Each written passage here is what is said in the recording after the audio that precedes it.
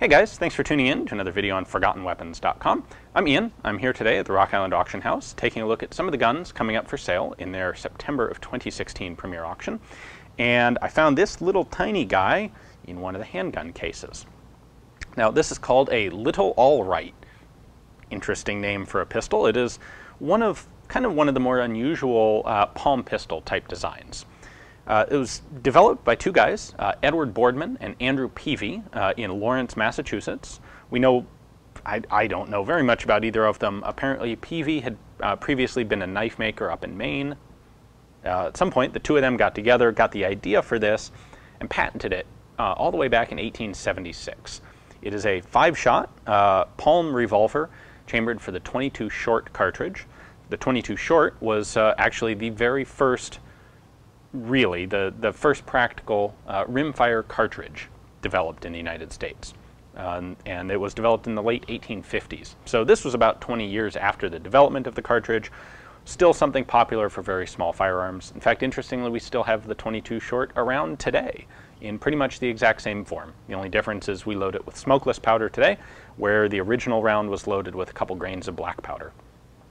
Now, I realize you can't really see anything about this from back there, so let's go ahead and just bring the camera in closer and I'll tell you the rest of its history while we check it out in detail. Definitely not your typical shaped pistol. I mentioned these were in .22. They have a 5-shot cylinder. There were also versions that were advertised in 30 and 32 caliber rimfire cartridges, but it doesn't appear any of those were ever produced. It has a 1 7/8 inch barrel on this particular example. They did also make a slightly longer 2 3/8 inch version, which is very unusual to find. This one is also a nickel plated finish. That's the common type that you most often see. There were also some made that were blued. That's rather less common. In total, only a couple hundred of these things were ever made, and I think we'll see why here in just a moment. Now, this is actually the trigger, and it's kind of cool that it doubles as a muzzle cover. So if you just stuff this thing in your pocket, having that not only means it won't discharge accidentally, which would be bad, it also prevents things like lint or dirt from getting into the barrel, which would also be bad. In order to use it, you flip this trigger up, and then you hold this thing in the palm of your hand, like so. And the trigger runs straight back. You can see its little channel here. And when you do that, it's going to rotate the cylinder and then dry fire. Now, I'm not going to do that because I don't want to dry fire a rimfire action here. But what I can also do is take the cylinder out and show you that. So this is the cylinder axis. We push this little button in. That allows us to pull the axis pin out, and then the cylinder comes right out the side. So we have our little 5-shot cylinder. And inside here, you can see all the normal features of a revolver. Up on the top there is the firing pin. Down here, this slot on the side is for the hand, which grabs the little ratchets on the back of the cylinder to rotate it. And then at the bottom, we have a cylinder stop. So, like I said, everything you would find in a normal revolver. And it's actuated by this top trigger.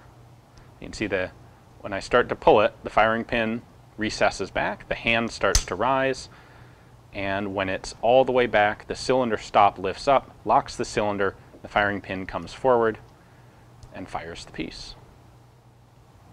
Now, a couple issues with this thing. It is very small, fits very easily in a pocket. Because it's so narrow, that really actually helps. It certainly doesn't look like a gun. But for all that, it's actually relatively long, and even my hand, I can just barely reach the trigger in order to run it properly. Now, you also have this issue of a cylinder gap here, which is going to spray some hot powder, and you really have no choice but to wrap your hand around it, which can't have been particularly comfortable. You know, if you shoot this with a glove on, because it is just a .22 short, you probably wouldn't notice, you'd probably be just fine, but without a glove, I have to imagine this would be a relatively unpleasant firing experience.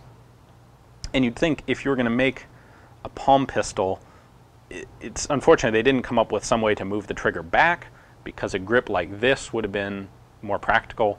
This grip is just kind of awkward. So for all that, we do have some pretty cool markings on it. It's a neat little grip panel. Little All Right, patented January 18th, 1876, trademark here on the side. Interesting, totally different name for a gun like this. I kind of like how they did that for a bunch of them, the Palm Protector and the Little All Right. I don't know how much confidence that would really inspire. But I have taken the grip panel off, and we can take a look at the insides, which are actually pretty cool. So what they have is this large block, which functions as, that's your firing pin, and that's what's being pushed back. There's obviously this rod protrudes or continues all the way through the top there to push back, like that.